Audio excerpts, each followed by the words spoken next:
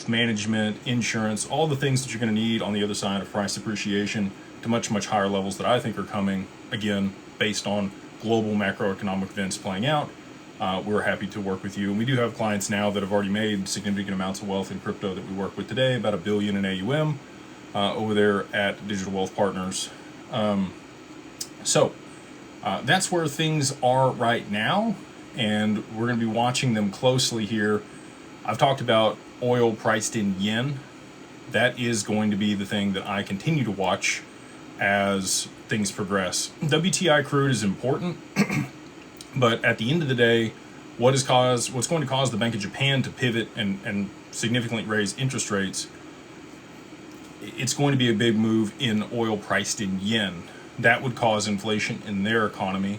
So even if the U.S. does have, huge stores of oil, and oil is actually becoming cheaper, denominated in U.S. dollars, if there is a blockade or supply shock or situation where logistics are paused for oil transport through the Strait of Hormuz, like I've been talking about for a long time, that will absolutely cause the Bank of Japan to have to react and raise interest rates aggressively to offset that inflation in their economy.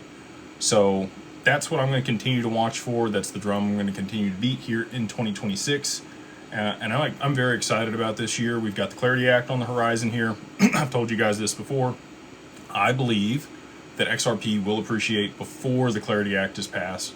And then it could be just right before. It doesn't have to be like a long time before. If it is a while before, I do think that it has a little bit more of a moat and could be implemented and used in multiple applications before there are other blockchains that may be considered for those for that settlement mechanism or that rail or the settlement of that market.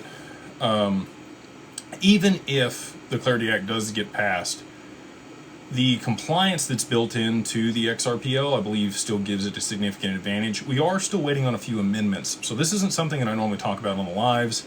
It's mostly what I talk about in the mastermind. It's not most of what I talk about in the mastermind, but I talk about this more in the mastermind, is the amendments that are on the XRPL that are being implemented. So we're waiting on permission domains.